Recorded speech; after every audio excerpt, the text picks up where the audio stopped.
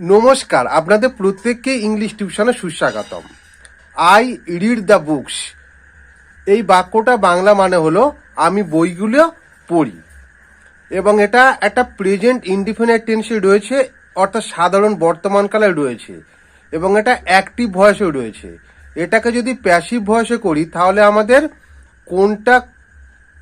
কোন parts of speech আমাদের প্রথমে সেটা আইডেন্টিফাই করতে হবে।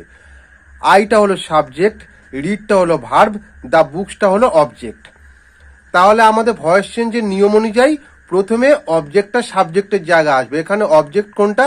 The books. তাহলে দ্য বুকসটা প্রথমে বসছে, এবং এটা যেহেতু বহুবচন এবং প্রেজেন্ট টেন্স, তাই বুকসের পরে আর বসবে। দ্য বুকস আর, এখানে ক্রিয়াপদ কোনটা? রিড। রিড মানে পড়া। এর 3 নম্বর রূপ কোনটা? Read, red, red. মানে স্পেলিংটা আলাদা হলেও বানানটা একই।